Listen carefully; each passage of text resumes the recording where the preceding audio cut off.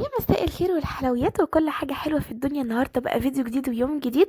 النهاردة هشارككم طريقتي في مذاكرة الرياضة، وبجد هقولكم على أسرار حلوة جدا جدا هتساعدك جدا وهتسهل عليكي مذاكرة الرياضة بقى اعدادي وثانوي لكل الطلاب. نصايح مهمة قوي. أهم حاجة بس تابعي معايا الفيديو للآخر واضغطي لايك للفيديو كده لو لسه ما حطيتيش اللايك، وكمان اشتركوا معانا من كلمة اشتراك اللي تحت الفيديو وفعلي الجرس على كلمة الكل، ويلا بينا نبدأ. اقول لكم بجد ان الرياضه من اسهل المواد اللي ممكن تذاكريها، لان هي مثلا مش هيكون فيها حاجات ممكن تنسيها، بالعكس خالص. هي مجرد قوانين انت هتحفظيها وتقدري تحلي اي مساله بقى بناء على القوانين دي، حتى لو مساله صعبه. بس الفكره ان انت لازم تكوني بتحفظي القوانين كويس ومطبقه اسئله كتير. خليني اقول لكم مثلا ان الرياضه مش زي الاحياء فيها حفظ كتير شويه، الفيزياء برضو فيها شويه حفظ، في تجارب في الكيمياء وهكذا. لكن الرياضه مجرد ان انت هتحفظي قوانين وتبداي انت تطبقي بقى على الاسئله زي ما انت عايزه. فعايزه اقول لكم ان انا اول حاجه بدات بيها كده، وان انا جبت كشكول او ورقه اكتبي في اي حاجه موجوده، اكتبي فيها كل القوانين بتاعه الجبر مثلا، كل قوانين الهندسه اللي عندك، كل قوانين حساب المثلثات، اي بقى حاجه اي فرع انت هتذاكريه. اكتبي كل القوانين اللي انت اخدتيها لحد دلوقتي كده في ورقه لوحدها، بعيدا بقى عن مذكره، بعيدا عن الكتاب والملخص والكلام ده كله. اكتبيها كده في ورقه لوحدها عشان لما تيجي تراجعي من الورقه دي بس، هتفتكري كده كل القوانين اللي كانت عندك لحد دلوقتي، وكل ما تاخدي قانون جديد زوديه في الصفحه دي. عايزه اقول لكم بجد هتسهل عليكي. لو انت مش بتعرفي تحفظي القوانين اكتبيها كده في ورقه وخليها معاكي، كل ما تحسي ان انت عايزه تفتكريها امسكي الورقه واقرئيها كل شويه، بجد مش هتنسيها ابدا. هنا بقى انا كنت بدور كده على القوانين عشان مش عايزه انسى اي حاجه، عايزه كل القوانين اكون كاتباها. وكمان بعد ما اكتبها بقى هقراها كده عشان افتكرها، اكيد كلنا يعني فاكرين بس احنا لازم نراجع. بتلاقي كده حاجه ناسيها، حاجه موقعاها، او مثلا درس ما كنتش مظبطاه قوي. فعشان كده بقى لما بتفتكري القانون بتفتكري الدرس كله. انا بجد لما بقيت كده بقرا القانون بقيت بفتكر الدرس كله بالمسائل بكل حاجه، بس برضو اكيد في حاجات انا موقعاها.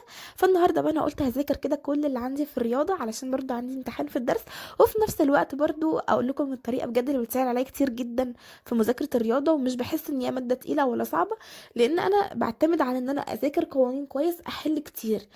دي طريقتي في مذاكره الرياضه، يعني بصراحه بتسهل عليا قوي. بحل كتير قوي، بدرب نفسي على مسائل من اكتر من نوع، لان الامتحان مش هيجي كل الاسئله شبه بعضها، اكيد لازم يكون في اسئله كده محتاجه شويه تفكير، فانت لازم تكوني متعوده على طريقه الحل الصعب والسهل. وده هيجي من التكرار، وان انت تدربي نفسك كتير قوي. طول ما انت قاعده كده فاضيه هاتي مسائل رياضه واقعدي حليها، هتشغلي دماغك، وغير كده هتكوني متعوده بقى على حل مسائل كتير. وهنا بقى انا كنت بحل المسائل الموجوده في المذكره. عايزه اقول لكم ان انا مش بحل من كتاب، انا بذاكر من المذكره، ان انا ما جبتش كتب مراجعات لسه، فانا بذاكر من المذكرات بتاعه الدروس عادي جدا. بجد كده بحس وانا بذاكر الرياضه ان انا بتسلى مش بذاكر، على عكس بجد المواد التانية بقى اللي بتقعدي تبذلي فيها مجهود كتير وتذاكري وتحفظي. وفي حاجات كده بتلخبط فيها، بالذات الكيمياء والاحياء يعني، بيبقى فيها حاجات كتير كده حفظ ورسومات والكلام ده كله. الرياضه مش كده خالص، الرياضه سهله بجد لو انت ذاكرتيها بطريقه تحببك في الماده. ما تقعديش تقولي دي ماده صعبه وانا مش بحبها وكده. لان الكلام فعلا السلبي ده يخليكي تكرهي الماده، بس حاولي ان انت تحبيها وتذاكريها بطريقه حلوه، غيري طريقه مذاكرتك فيها. يعني اعملي كده بعد ما تشوفي الفيديو ده على طول كده، لو انت مش مظبطه ماده الرياضه هتجيبي ورقه وتكتبي فيها كل القوانين بتاعه الهندسه مثلا، وتقعدي بقى تحفظيها كده وتقرايها من وقت للتاني. كل ما تحسي ان انت فاضيه هاتي الورقه دي واقعدي اقراي فيها. وبعد ما تقرأيها بقى هتجيبي كده الكتاب بتاعك او المذكرة اللي انت بتذاكري منها، وتجيبي كده شوية مسائل محلولة انت هتشوفيها الاول، تشوفي كده الاسئلة وهي محلولة بخطواتها بكل حاجة. انت لازم تشوفي الاول قبل ما تحلي، ده حاجة طبيعية. انا بصراحة بعمل كده على طول، اول ما بشوف كده المسألة بحس ان هي صعبة لازم اشوف واحدة شبهها محلولة واشوف هو حلها ازاي في الاجابات وكده. وبشوف بقى كل حاجة كده عن المسألة اتحلت ازاي وطريقتها وكل حاجة. وببدأ بقى ان انا اطبق على مثال واتنين وتلاتة عشان اتأكد ان انا فهمتها. كتر التطبيق وكتر التكرار بجد في الحل هيساعدك جدا، وهيساعدك اكتر بقى ايام الامتحانات، لان فعلا الرياضة مش بتتذاكر زي اي مادة كده تقعدي تحفظيها، لا، دي بتتذاكر عن طريق الحل.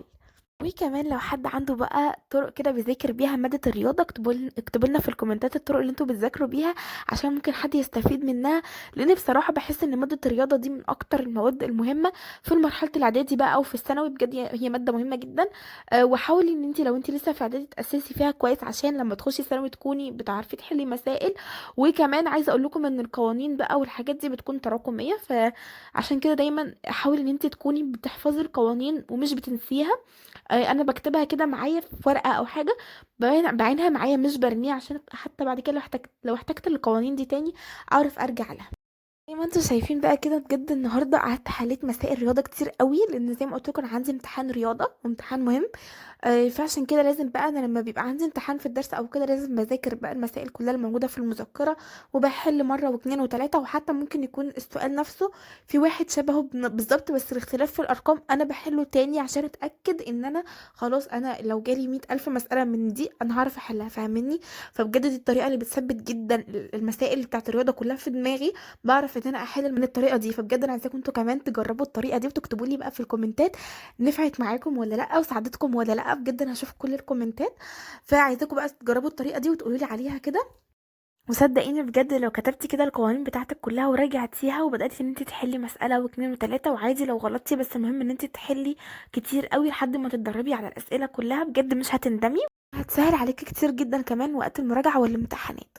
وبس كده اقدر اقول لكم ان احنا وصلنا لنهاية فيديو النهارده. لو عجبك الفيديو ما تنسيش تضغطي لايك للفيديو ده، وعايزاكم كمان تنزلوا تكتبوا لي بقى في الكومنتات افكار فيديوهات كتير قوي اصورها لكم في رمضان ان شاء الله. انا هشوف كل الكومنتات وهرد عليها. وكمان لو انت لسه مش مشتركه معانا في القناه بقى انزلي اشتركي حالا من كلمه اشتراك اللي تحت الفيديو، وفعلي الجرس على كلمه الكل، عشان عايزين نوصل بقى 3000 سبسكرايب ان شاء الله الشهر ده. وبس كده، واشوفكم في الفيديو الجاي على خير، والسلام عليكم ورحمه الله وبركاته.